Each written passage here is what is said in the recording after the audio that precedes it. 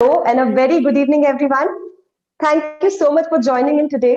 I am Paridhi Jain from 2016 batch, welcoming you all to the first webinar of IIM Indore Alumni Association's Central India chapter. We have with us Siddharth Sethi today, our guest for the day, who is an alumnus from 2006 batch of EPGP. Welcome, Siddharth. Thank you so much. Happy to be here. So Siddharth needs little introduction because he has been an active member of the Board of Governors of IIM Indore. That's how most of us would know him. But otherwise, at heart, Siddharth is an innovator and a serial entrepreneur. You know it from the fact that he has started 5 companies in 3 years. And today, he is the co-founder of Infobeams Technologies Limited, which is a publicly listed company with 1,000 plus employees and having a global presence. It's an absolutely amazing thing, Siddharth. Congratulations to you on that. Thank you so much. So Siddharth is also an active angel investor. He's someone who gives a high premium on taking things to the logical end. And that's the Siddharth's way of dealing with things. In his free time, which he gets from his busy schedule, he enjoys singing and taking care of his NGO, the Infobeams Foundation. Welcome once again, Siddharth. Thanks a lot. So, guys, today is going to be a casual interaction with Siddharth, where we are going to patch him up with as many questions as possible. Sorry, Siddharth, for that. But yes, we are going to take this chance to know all that we ever wanted to know from an entrepreneur and about an entrepreneur. His struggles, the hiccups, the moments of contentment that he had during his journey. So stay hooked to your chat boxes and type in your questions. We'll take them up all at the end of our interaction. All right, so let's get started. Siddharth, in all our limited interactions that I've had with you, I've always seen you up and on, even on Sunday mornings, like be it for the casual meetups or the one which we did at Chappan. So, what is it that keeps you driven and going all the time? And what is your internal driving force? Yeah. So what keeps me going is so it's a changing journey. So when you start off, right, and when you're in school, when you're in college, it is your parents that keep you going. वो मार मार के पढ़ाते हैं आपको. And then once you start off in life, in your career, then initially, at least for me, it was that, oh, I want to earn a lot of money, I want to earn a lot of fame and all of that. But that thing dies down over a period of time. It is never something that is very stationary. It just goes on for a few years, and then you realize the futility of amassing a lot of wealth. By no means I'm wealthy. I'm just saying that at some point you realize that अरे यार ये तो बहुत हो गया, अब इसके अलावा नहीं चाहिए. So what keeps me going now and keeps me motivated now at this time is that there is a realization that we need to have a broader vision for other than ourselves, me, myself, my family, my society, my community. It has to be much broader. You have to be able to create an impact on your society, on the community, the city that you live in, the country, and indeed the world. And what keeps me motivated for as far as Infobeans is concerned is I want this company to be the best place to work at, and it is something that I really am very, very passionate about. No more it is about creating wealth for myself. It is, of course, creating wealth for my team, for my community, and trying to give back in that manner. So that is what keeps me motivated and keeps me moving. Perfect. There's so much I want to talk to you about. To start with is the story of your origin.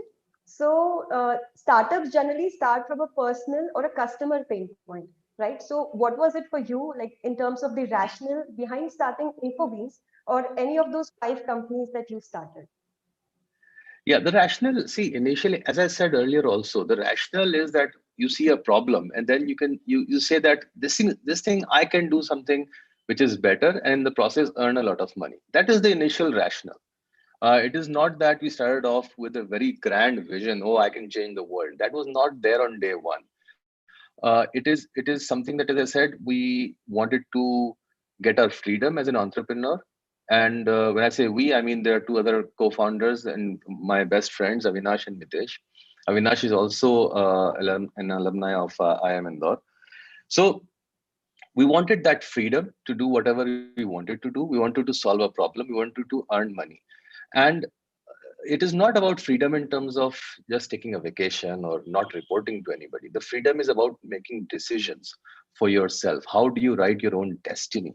How do you define one's destiny? I think one of the ways is entrepreneurship. By no means that it is, I'm not saying that if you do a job, if you're in a job, then you're not able to define your destiny. I'm just saying that this is the path that I chose, we chose. So, what do you expect from a 23-year-old guy who just almost out of college, just 2 years out of college? What do you expect, right? The first thing is, oh, I want to earn money. So that was how we started. We saw a problem, and it was the era of computers. And I am not a computer science graduate by qualification. I'm an electrical engineering graduate. Then I went into Tata Motors and I did automobile engineering over there for a few short months. But when I moved to the US, we saw this that okay, we can solve this problem. We started off an e-commerce website, and the idea was to sort of, as I said, get independence and get a bit of money. That is how we started. But then goals change over a period of time. After you start, you know, you buy a bigger house, you have 5 cars, you have 3 cars, then you start questioning yourself. What is it that you're doing? Why is it that you're really uh, doing this? And you know that answer is that we need to be able to create a positive impact in other people's lives. So that is the long story of how we started and where we are today. Absolutely. It keeps changing. Yeah. So your major venture out of all that you started was Infobeans, right? So once Yeah. you had this idea, how hard was it for you to get up the ground and get started with it? Yeah. So, see, the decision point is like a second. It is not more than a second. Once you decide, and for me personally, I was actually laid off from an organization. I was working in the US and I was laid off. So, and it was right after 9/11. So I did not have a choice. There were no jobs available. So you had to start. But then this thing was brewing. We had started off Infobeans in some small way, even when I was in a job. But then I had this small little platform, and we had this vision that we wanted to start something. But so that decision point is there, and you have to take a snap decision. You cannot keep on thinking about it, and that's what we did as well. We got this opportunity in terms of being laid off from a company. So that was the opportunity, and I did not apply in any other company at that time. I thought that this is the time where I have to start on my own. I cannot go back into doing a job because I was never very happy doing a job, and I realized that. And I said, okay, I was actually relieved, to be honest with you, कि चलो ठीक है यार, एक दो दिन मुझे खराब लगा. After that, I was relieved. Yeah, okay, now this is an opportunity where I do not have any baggage. I do not have a paycheck coming. Now I need to start my own struggle. And uh, I want to give a lot of credit to the group of three. So me, Avinash, and Mitesh. I keep coming back to that because that eased a lot of pain. You know that you're not alone. If your boat is sinking, you know that you're not alone. If you're successful, you know that you're not alone. So that friendship and that camaraderie and that teamwork helped us a lot in making this very fast decision. It was we knew that we could lean on each other. So that was how we started.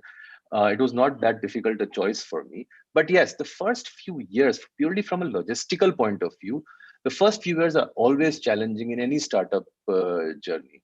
There were times when we didn't know how to meet expenses for the next month, to be very honest. And we had to find clients working from Indore. And at that time, I'm saying 20 years ago, when a phone call to the US was like 70 rupees a minute, 70 rupees of those times.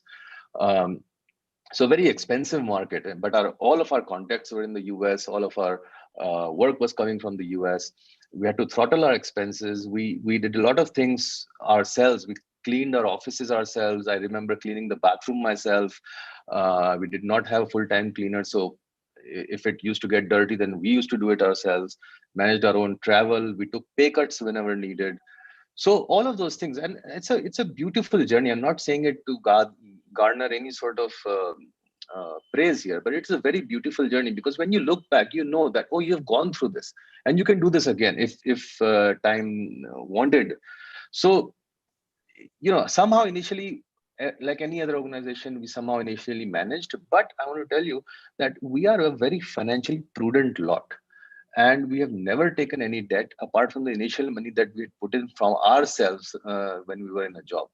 And that that always, you know that prudency always showed in our financial statements. Our company has never made a loss ever, right? From day one till today, we have never made a loss. The profits might have increased or decreased, but we have never gone into a loss. And I think a lot of that credit goes to our financial prudence in the way we handled our money. So, talking specifically about your struggles with respect to the venture, please tell us, like, how was the IT scenario back then when you started, when Indore was not even a tier 2 city, but a tier 1 city? And given that, like, what was the support provided to you by the local authorities, the challenges you had with respect to marketing, talent, and stuff? Please throw light on that. Yeah. So again, we started off in Indore when there were hardly 5 or 10 companies in Indore. 10 bhi zyada bolte, I think. Uh, we started off at that time and there was absolutely no talent available. We started off when electricity power was very intermittent. 4-4, 6-6 घंटे light जाती थी. Uh, Internet was practically, I mean, you used to sit and wait for the dial up to dial and get internet. And it used to be, I don't know, 100 rupees an hour if you go to a cyber cafe. So all those challenges were there. Um, the the administration, the government, I think they helped us in the sense that they never interfered. So the IT sector has always been blessed in that sense. The government does not interfere a lot in the IT sector. It was true 20 years ago. It is true today also. The government has always seen the IT sector as something, yaar, isko haath mat lagao, chodo isko. Whatever, whatever crazy stuff you want to do it in the manufacturing sector. Do it in Pitampur, don't do it in Crystal IT Park. So in that sense, the government has been cooperative. The government has tried to build the infrastructure, but then still we struggle on some counts. But today, managing in a tier 2 city like Indore is not a challenge. Why it is not a challenge? Because air connectivity is very good, internet connectivity is very good, and that is true for any place. I think not tier 2. I mean, even tier 3, tier 4 cities. Um, One of the biggest things that we were able to do in a tier 2 city, and I'd like to throw some light on this for those who are trying to build an organization in tier 2 cities. You can build a very strong company culture, and that is a key in a very important uh, pillar in the success of the company. And that is something that we've been very proudly been able to do, because we have more than, I don't know, 120 people, more than that also, who have spent 10 years plus with us in Indore, in Pune as well. And that strong company culture enables you to delegate a lot to the team. You can lean on your team. You can actually do a lot of work. Uh, the multiplier effect is there if you have a very strong team. And I think that is something that we've been able to do in Indore. I'm not sure if we would be able to do a similar thing in a larger city like Bangalore, Pune, Bombay. Not to say others have not done it. It's just that I feel, having offices in Pune, in Chennai, in Bangalore, I feel that the connect that you can get in a smaller city, I'm not sure if you can get in a larger city. जैसे बोलते हैं ना, Bombay local train में लोग 50 साल आते आते रहते हैं, but they don't know each other. But in Indore, you know everybody. Like, if I'm from Indore, some other person is from Indore, I'm sure our parents would have met somewhere. It is like that. So Yeah. this is the very big advantage of a tier 2 city, and I don't think this should be discounted, especially in today's context when connectivity of all kinds, physical connectivity, virtual connectivity, is very easy. So I think this is a very big advantage of a tier 2 city. Yeah. Absolutely. There are advantages as well as disadvantages. Right. So most people in life, Siddharth, are keen on getting immediate results, like seeing the outcome from their efforts. So how was it for you? Were you able to get success soon, or how long did it take for Infobeams to pick up? After which, like, there was no looking back. Okay, very good question. And I, um, I don't know what success is. For me, success is worth only 1 second. It lasts only for 1 second. It does not last beyond that. It is that one news. Oh, I got a good client. Okay, successful. Now the responsibilities actually start. You have to start delivering. So success in that sense is not. It's very ephemeral. It's not long lasting. For me, success will come when we say that we have built the best company in the world, but that is still a long way in future, and I'm not even sure if we can do it in our lifetimes. It is, if you look at, if somebody or someone of you, if you have read Simon Sinek's book, Infinite Games, I think this is an infinite goal.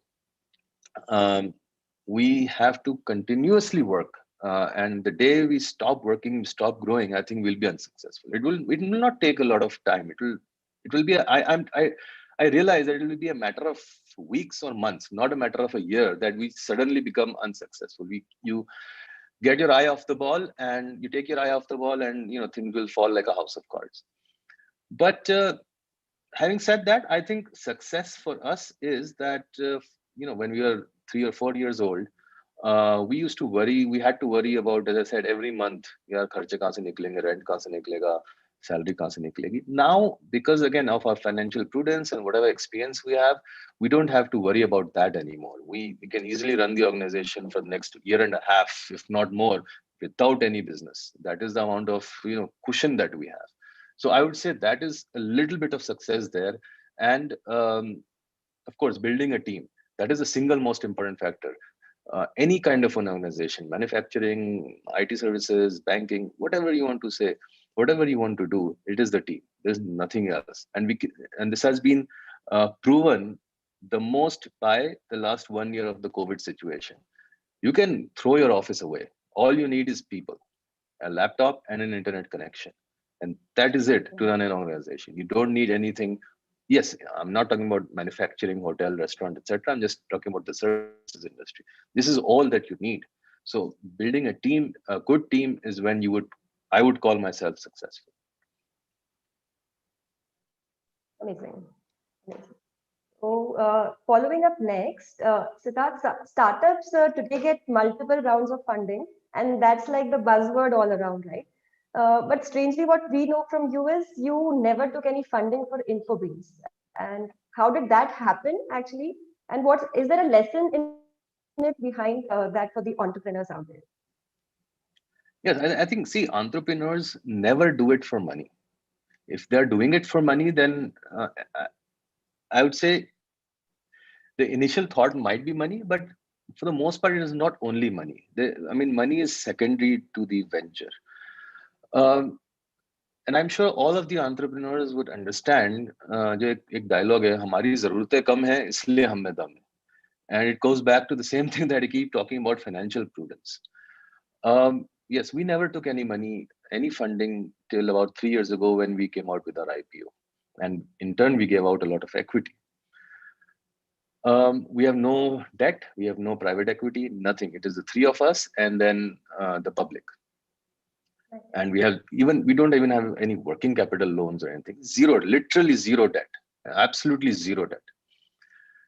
So the need for funding comes when you overspend, especially in the IT services sector. I'm not talking about a product. Product, the rules are different. Services, the rules are a little different. First, of course, the first year, 2 years, you have to fund it, in the sense you have to give working capital, and we did it from our own savings. We did give working capital from our own savings. But if you're financially prudent, and if you know what your income is, and if you know your accounts receivables, that, oh, 2 months later, this is what is my cash flow coming in, I think this can be very easily managed. Again, it is IT services only I'm talking about. I'm not talking about IT products. I'm not talking about manufacturing. I'm not talking about other things. I'm just talking about IT services. And internally, we had this 1/3 rule. So spend 1/3 on your expenses, save 1/3 for a rainy day, and by the remaining of the 1/3, enjoy. And when I say enjoy, I mean invest in growth for the organization. Enjoy means, अगर चला गया तो कोई बात. If you lost the money, you do some R&D, you open a sales office, you do something, you acquire a company, whatever you do for growth of the organization, it is always going to be a little bit of a risk. If that does not work out, don't worry about it, because you have saved 1/3 of the money coming in. So this is the philosophy that we have been working with, and this is the philosophy even today. I told you, we have working capital for the next 18 months in the bank, and that gives us a lot of cushion. You might call us conservative. From some financial standards, cash in the bank is a big problem. Nobody wants cash in the bank. Everybody wants the cash to be working. For us, the way we look at it, it is a little different. To um, smoothen out the curve, the ups and downs of growth, we need some cash in the IT services business, and that is how this 1/3, 1/3, 1/3 rule has helped us. One point I would like to make here is, sometimes people, have this idea of entrepreneurship the other way around, and I feel it is wrong. People say entrepreneurship is about taking risk. I don't think entrepreneurship is about taking risk. I think it is about taking a problem and removing the risks associated with solving the problem one by one. It is not about taking the risk. It is about actually removing risk from the equation by creating proper processes, by proper products, proper service, proper financial backing, proper financial instruments. So the whole idea of entrepreneurship is, oh, you jump out from a plane and baad mein dekhi jayegi. I don't think that is the idea. The idea is, when you're jumping from the plane, you have to have a parachute. You need to know how to operate that parachute. You can't just jump off of a plane. So that is where I think my mindset is a little different from any other entrepreneur books or people that are, यार risk लो. Risk मत लो. तुम product service बनाओ और उसमें से risk कम करते जाओ. That is how I think of it. Perfect. Amazing way of looking at entrepreneurship some other way. So talking about the current scenario where we are into the second wave already, and that's become the new normal. How has the ongoing pandemic affected your business, and has it created any new challenges or opportunities? By the way, let me all tell you guys that we were all set actually to have this interview at the Infobeams office, which is like beautifully designed in a rainforest scheme. But just 2 days back, we got this lockdown announced, and here we are on this. So please tell us, Siddharth, about it. I'm sorry, I lost the question. What was the question again? So, how has the ongoing pandemic affected the Ongoing business, pandemic, and yes. what challenges and opportunities it created for you? Right. See, the ongoing pandemic, with all due respect to other industries, the poor man on the road has created tremendous amount of challenges for the common man, and my heart really goes out to them. I mean, I have seen myself firsthand, people struggling for hospital beds, people struggling for medicines, people not getting a livelihood. So my heart goes out to them. However, for some very fortunate people, like those in the IT industry, in the software industry, in the digitalization space, I think this has come as an accelerator to fast track growth, fast track uh, changes in the way processes work, business processes work, from paper, from non-digital to something which is digital, end-to-end digital, something that you can do on a mobile phone. So purely from a business point of view, I think the pandemic has opened tremendous opportunities for any and all businesses that use technology as a lever. But as I said, for many businesses, it has not been a very happy journey, and for many people, common men, it has not been something good at all. Many people have lost lives. So I would not, I would not be very happy about the ongoing pandemic. But yes, from purely an IT services industry point of view, I think, as you might have seen on the stock market as well, IT services is on a roll. Digitization is on a roll. But we have to take it with a pinch of salt, a lot of salt, actually. And you talked about the office. Yeah, the office is beautifully done, but there's nobody there. So that is sad. Sad. So you took your EPGP course after you started with Infobeams in 2000, right? So, what was your purpose of taking up EPGP course at that time, and how has Planet Eye helped you in your journey? Yeah. So again, EPGP was that me and my parents, my mother specifically, she wanted me to clear CAT. I could not clear CAT in my first round after undergraduate program, and then I did not appear for CAT, and then 2004, 2003 or 4, I did appear for CAT and I got through. But that was the idea. But I think the EPGB program really helped me personally a lot. And I'm not saying this just for the sake of saying this. I think everybody agrees. EPGB program, you have people coming in who have, 5, 10 years of experience, sometimes more than that also, 15 years of experience. And, it is, as an entrepreneur, you're learning on the job. You're making very expensive mistakes because I'm an engineer by qualification. I know software programming, but I don't know anything about accounting. I don't know anything about economics. I I have nothing to do with law, business law, and all of these subjects were taught in the class. But more than that, I think, see, when you're an entrepreneur, sometimes you're very lonely. There are certain things that you cannot discuss with others for the fear of being judged. There are certain things that you cannot discuss with others for the fear of यार IP नहीं चला जाए मेरा idea steal नहीं हो जाए.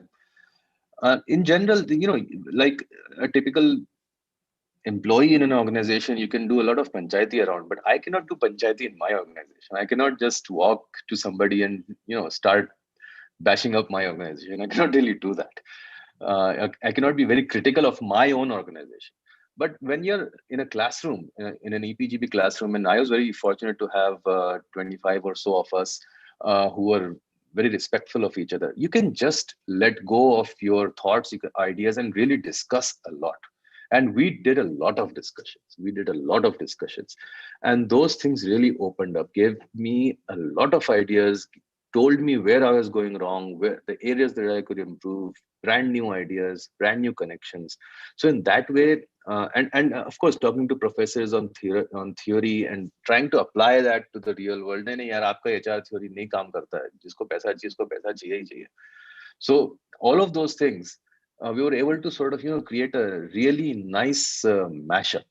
And I would say my horizons really broadened. One other thing was, out of, as I said, 25 or so people, hardly anybody was after grades because all of us were very secure.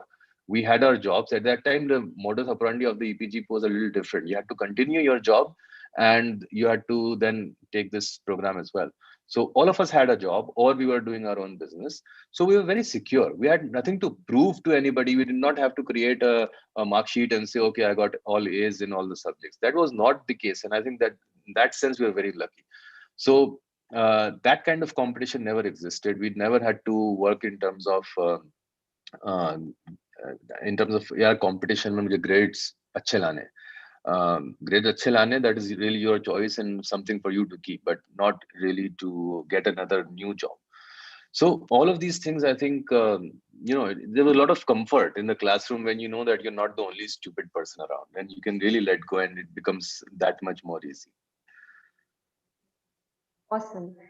I'm sure many of the students, participants here would be able to relate to it, specifically the EPGP ones. Yep. So currently, what we know is you're also an active angel investor. So talking about that, why in the first place did you choose to fund startups, and since when you have been doing that? See, funding startups, two reasons. One is that being an entrepreneur, when you see a nice team, a nice idea, and you see something that can be executed, you want to spread your wings. So we did that, and we invested in a couple of very good stories, and they gave us tremendous amount of returns. The other thing is, अगर मेरा बेटा, अगर मैं Harvard जा पाया तो मैं चाहता हूँ मेरा बेटा हार्वर्ड चले जाए. Right? So you are trying to live your dream through somebody else. So if I had, let's say, I could not create $1 billion organization, then I want somebody else to create it, and I want to be at least a part of it, if not that organization. So you always have this urge to try and see what is new, how people are doing, and how can you help them, and in turn help yourself as well. So that is, that is how we got into angel investing. And as I said, we are never spendthrifts. So we always have money to sort of, blow up the 1/3 policy. And if you don't have avenues to invest that into Infobeans, then you can always look at outside things. And we have been quite successful in that. Amazing. So what is it that you look for in startups while funding? And can you share about a few startups that really caught your eye? Right. So the only thing that one would look at when it comes to funding, I would look at, or we would look at, is the team. There is nothing else. You give me a good panwala with a good team, and I will probably invest in the pan ki dukan. There's nothing else. Geo is a very big example of that, right? I mean, telecom. I mean, Mukesh Ambani, Reliance put in billions of dollars into something that they have done in the past also, and there were like 5 or 10 incumbents in the marketplace, and people thought, oh, this is already saturated. Who the hell is going to invest in this? And Airtel and Idea had a big problem in terms of getting more money, getting more funding. So it has to be the team, and we also invest in the team, and we would gladly invest in a team that we have enough trust on, reinvest in that team, even if their past is unsuccessful. So for me, the idea is very secondary. It does not even come into the picture. If it is solid team, then I can give them an idea and say, okay, go ahead and execute this. So I think, again, people are really very hell-bent on getting the right idea, but that is not true. And I'll again give you an example. We started a website called aapkaindo.com, and this was back in 98, 99. And we had a friend search there. And the friend search was, you could register online and you could search for friends. So we had a database of about 5,000 people. Facebook started a very similar thing in 2004 or 2006. So I had the idea in 98, but I was not able to scale it up to what Facebook is today. So the idea is immaterial. We had an e-commerce website in aapkaindo.com, again, in that era, where we used to send gifts from overseas. In India, e-commerce was not there as much. You did not have credit cards or online shopping, whatever, online banking, etc. So people in the US would order gifts and send that over here. But we were not able to scale it after a point. And we had to shut it down, unfortunately. I think in 2007 or 8, we had to shut it down because we were not able to scale it. So the idea was there. Today, if you look at Amazon, today, if you look at Flipkart, etc., the idea is there. The idea has been there for the past 20 years, 25 years. I was not the first person, and I was definitely not the last person. But we were not able to scale it. And that is something that I'll have to go to my grave with, because that is, I don't know. I think that is a big failure. We should have been able to capitalize on aapkaindo.com, the tremendous database that you had 20 years ago when Facebook did not even exist. Mark Zuckerberg was probably in class 8 at that time. But failures apart, like it's been an amazing journey overall. And the icing on the cake, yeah, the icing on the cake is being a member of the governing board of your own alma mater. So how is that feeling, and how has been your experience as a board member? Yeah, I think it is a great feeling. Going back to your alma mater, and I'll be eternally thankful to the then director, Dr. Rishi Krishnan. He was very generous and very kind enough to invite me, not only as an alumni, but as a person of eminence in the industry. And so, yeah, it's really amazing. I in not see your dream is, first of all, yeah, IIM में घुसना, यार CAT clear करनी है, या CAT का interview clear करना IIM का. And then all of a sudden, one fine day you get a call from your institute and say, would you like to be on the board? And it is a very humbling experience. And I was also called as a chief guest to my school at Delhi College in the annual function. And I saw my own son performing on stage for me. And I was like, 20 years ago, I was there on the stage itself. So it brought tears to my eyes. But then it is with a great amount of humility, I say that it is not a sense of achievement. It is not something, "Arey yaar, maine kuch kar diya." It is not that. First of all, you have been invited. It is not that you've earned it. You've been invited for some good reason, but you've been invited. It is not a position of privilege. It is not like you've won the Lok Sabha election.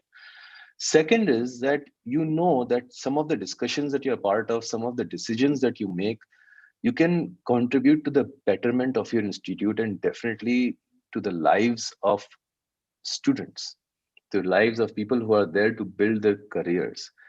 I firmly believe that when a person gets into an institute like IIM, like Harvard, like Stanford, some of these big names, and if they're coming from a humble background, you are changing not only that person's life, but you're also changing the life of generations to come. पूरा मोहल्ला अलग हो जाता है यार, वो उनका बेटा आईएम में है, तू भी पढ़ाई कर, तू भी अच्छा काम कर.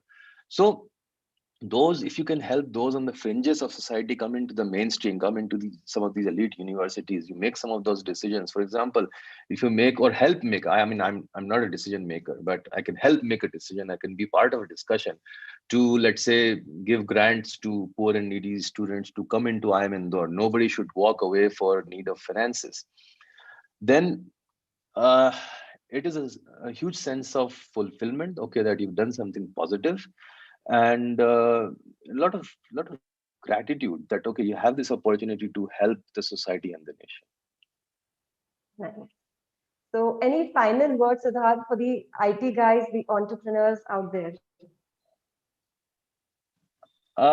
Yeah, I would like to give out not advice, but I would like to share what I've learned over the past 20 or so years. uh, this is by no mean any advice. I mean, I'm too small to give any advice or anything, but what I have learned, the mistakes I've made or the things that have gone right for me.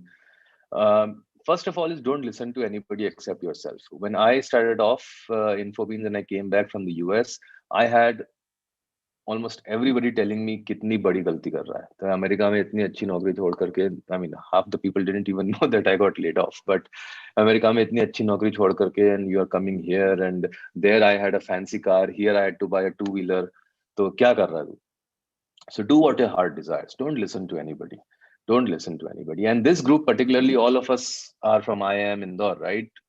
We are elite in that sense. We have proven that we can crack exams, we can work hard, we can learn a few things. So we have proven to ourselves, not to the world, but to ourselves, कि यार हम कुछ भी कर सकते हैं. Second, entrepreneurship is a beautiful journey, regardless of success, as measured by market and money parameters. Market and money, yes, they will reward you in terms of financials and everything, but don't judge yourself by market valuations or ET headlines or the lack of those. Judge yourself by the number of lives that you have impacted. That is going to go with you to your grave, and not the valuation. As I said, the valuation piece, it is good. I'll tell you, when our company market cap hit, I think it was initially whatever number I'm forgetting, and I took that picture of the stock market ticker, but it was just for that moment. It didn't. उसके बाद तो 10 problem और खड़ी हो गई. कोई client बिदक जाता है कभी क्या. So it's a journey. It is not a moment. So entrepreneurship, you have to consider it as a very beautiful journey. Third, I've already told you. Your job is to reduce risk and not take risks. So try and flip the coin and see if you can try and flip the story and see if you can reduce risk. Think of any problem to solve as, can you reduce risk? And you're not taking risk. And fourth, your goals have to be larger than yourself or your family. Do not limit your goals to buying a house for yourself, buying a car for yourself. I'm not saying don't do that. I'm just saying don't limit yourself to that. Be happy when your team members, when your employees, when your vendors also, when they are banking on you to buy a car, to buy a house, that is a true measure of success. You can buy a house for yourself, no problem. You can buy fancy cars. I've also bought fancy cars. I would love to buy even more fancier cars. I'm just saying don't limit yourself to that. Have a bigger, broader goal. That's a perfect closing note, Siddharth. And that brings us to the end of our questions. So, Siddharth, I have to go on record to say that given this Indian ecosystem and the entrepreneurs that we have known, I think all of us would agree in saying that you are one such entrepreneur who has played the long innings and has played it so well. So, thank you once again, Siddharth, for being so Thank patient. you so much. And Thank you. yeah, so we would now like to quickly switch on to the chat box to check out the questions from the audience. So we have a question from Siddharth there. If you were not in a situation early on in your career where you were forced to start up, would you still have taken the leap of faith? Yes, absolutely. Absolutely. I had already, as I said, we'd already started Infobeans, aapkaindore.com, not Infobeans, aapkaindore.com before that. So we were just waiting for that right moment to come. So I would have absolutely, I come from a family of banyas, from a family of businessmen. So hardly anybody in my family has ever done a job. I think I was probably one of the first to do a job. So I would have started for sure. There's no doubt in my mind. Okay. And I'll tell you today again that if something were to happen to Infobeans, God forbid, I don't think I'd be able to do a job because I cannot. I mean, I am my own decision maker. I cannot act upon somebody else's decision. I saw that in my job when I was working for a couple of companies. I worked for Bank of America. I worked for Tata Motors. Again, it's not for a vacation, for not adhering to some hierarchy. It is just that I am very impulsive and I want to make my own decisions and then move ahead with that decision. Whether that decision is right or wrong, only time can tell. So that way, I think I'm 100% sure I would have started.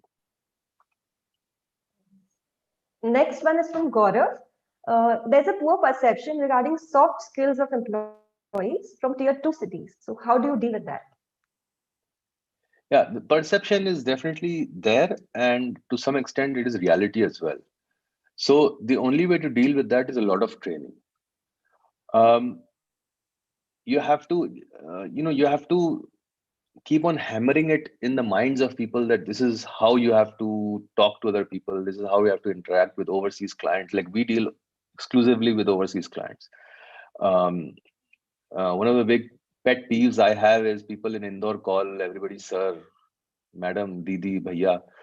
But in the corporate world, in today's modern corporate world, those things they should not be there because you want to create a flatter hierarchy.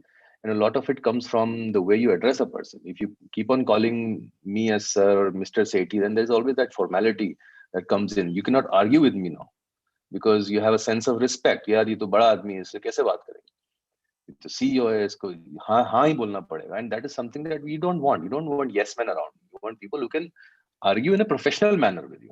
You want people who can say that, oh, this is possible and this is not possible. These are the pros, these are the cons of anything. So yes, a lot of training has to go in, and then over a period of time, it sets into your company culture. It cannot happen overnight, and we have struggled with it a lot. We are still struggling with it, but you have to be patient because, as I said, along with some of these cons, there are certain pros of doing business in a smaller setup, smaller town. So the next question is from Ankur. How was your experience with all your startups? Any learning from the ups and downs in this journey that we all should know? So yeah, so startups, tremendous amount of learning. As I said, one of the biggest learning is the idea is not king. So I had an idea back in 2000, right after IIM actually, 2006-7 time frame, where we thought that okay, we should create digital screens. आज आप जो LED screens देखते हैं हर जगह, you go to McDonald's, you'll see an LED screen with the menu. You go to a train station, you will see LED screens. So I started a company called InfoScience, and it was way early of its time, way early of its time. That time there was no 3G, hardly any 3G. There was no connectivity. The cost of an LCD screen would run into lakhs of rupees. These days you can get it for like 25,000 rupees, and cost of 1 GB data transfer would be 1,000 rupees or something like that. So it was way ahead of its time, and it did not fly. So for a very successful entrepreneurial journey, successful again in the sense that you have a business, a lot of things have to come into play. You have to have a good team, you have to have which is the primaries, the most important factor. But then you also have to have a good execution plan, and that is something that we did not have. I learned from aapkaindor.com that you have to scale. You have to scale. You have to go onto a sustainable growth path. You cannot just sit around and be happy. Oh, okay, मेरे रोज के 10 order आ रहे हैं and I'm so happy about it. No, that happiness should last for not more than 1 second, and then you have to go on to your next milestone. So these are some of the things that I have learned having started 5, 6, 7 companies. There have been some very good success stories as well, and they give you good financial reward. Uh, but then, as I said, you have to again keep on moving. So there was this company called Sapiens. We invested in that successfully, and we got a very nice exit. And we invested in that team blindly for the next venture. They said, "Oh, Siddharth, we come up with this new idea. I want to start this new business." I said, "Yeah, I trust you." And over a 1 hour video conferencing call last year, we invested in that company. We really didn't have any question. We were just curious, कि यार काय में invest कर रहे बता तो दो. That was how it was. So a lot of it is based on trust. A lot of it is based on how you perceive the founders to be, and a lot of it is when you run your own organization, you learn so many things. So yeah, this is how it has been. So the next question from Shatraji, how to reach out to you if we have the idea to start a business?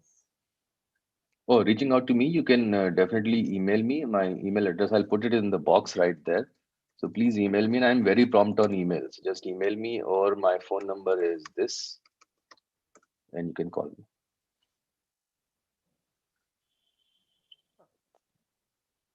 So following up is from Senthil. How do you see relevance of office spaces in IT industry going forward? Will coming back to office improve operational efficiency? Yeah, so I don't know about operational efficiency for sure, but one of the things that I have seen is office spaces are not going to lose their charm. I think it's a temporary phenomena. Yes, the dynamics will shift a little bit. So from 100% attendance, you would like we are thinking maybe 80% of our people will come to the office and 20% will not. So that dynamic will change. But company culture is getting hurt a lot, and that is why we keep on starting up our offices. We are a culture driven organization. For me, culture is more important than successful project delivered. So uh, I don't know how to create a culture over Zoom. It is very difficult. I don't have I have not cracked that part yet, how to create a proper culture over Zoom. So in that sense, I think offices will be very important. If you look at Google, Facebook, etc., these large organizations, they have taken this market opportunity to actually expand, buy more office space. So all of us are thinking that this is very temporary. For right now, you don't need an office. For a small organization, maybe you can do away with the expense. Maybe you can do a WeWork. Maybe you can do a temporary office. But over a period of time, I think you will need an office. Some sort of an office setup will be there. Whether it is the traditional one where you have 100% of the team coming in, or you have a more flexible one because you now know that flexibility works. So I think there will be somewhere, my sense is it will be a 80-20, 70-30 split going forward. One of the biggest things operationally, what I have thought is, because I take care of the office spaces, the admin reports to me, is earlier we used to plan for buffer, so for growth. So if we had a team size of 80, we used to build an office space for 100 so that you can add more people. Now I don't think that mindset is going to be there. So if I have a team size of 80, and I feel that over a period of 2 years we'll have 150 people, I'll still build for 100. The rest overflow can happen work from home. So yeah, I think that thing will be there. All right. So final question there from Dinesh. With only 10% startups succeeding, when should you call it off and move on? And at what point you decide the startup is a failure? No startup is a failure. Trust me on that, Dinesh. No startup is a failure. You will learn something. You will learn something, and it will be some of the most valuable lessons of your life, and it is something that nobody will teach you in a B school. So, and definitely not at IIM Indore. So don't treat any startup as a failure. treat it as a learning lesson. But I do get your point. When do you say that, okay, this is when I have to stop? I would say, again, going back to financial prudence, do not take a loan. Take equity. I mean, give out equity, take venture funding. As soon as your venture funding dries off, do not take a loan. And I'm saying this from a practical purposes. People have taken a loan because they feel that, oh, it will work. They have so much passion कि यार सब कुछ दांव पे लगा दूंगा. I respect that attitude as well. There's nothing wrong in that attitude. But if I were to do it, I would not take a loan. I would put in some of my initial money. I would definitely go out for VC funding if required. Again, if required, VC funding is a very bad thing. I'm not in favor of VC funding if you can help it. In many cases, it is required. In some cases, people just take VC funding to just like that. And I don't think that's a very good idea. So get VC funding, but definitely as a startup, do not take a loan. Loans are a strict no-no for a startup. Do not put in your entire life savings into a startup. Again, it depends on the passion that you carry. I'm not saying that this is something you should do or should not do, but do not. I don't think you should take your family and yourself to financial ruin. Be 2 steps away from that. Perfect. So that brings us to the end of our interaction, and we are up on time. Thank you so much, Siddharth, for this interaction. It was amazing as well as inspiring to hear you. Thank you so much, everybody. Thank you so much, Paridi. Thank you so much, the volunteers who made this happen. And yeah, I would be really happy to continue interacting with all of you. And we really want to take this alumni association forward and make it the world's best alumni association. Why should we stop for anything less? That is what I've been saying, right? So let's all work together to make it the best place to come, interact, share our joys, our sorrows, our learnings, our disappointments, and our happiness as well. So thanks a lot to all the organizers and all the people who are involved, and thanks for listening. Thank you so much. Would take a minute to thank Professor Kayu, Professor Ganesh for guiding us throughout, Soham for the excellent technical and Zoom coordination, the Alumni Association, the entire Central India chapter, all of you on YouTube Live and here on Zoom for making this interaction a success. Thank you once again. Thanks. Bye. Good day. Bye.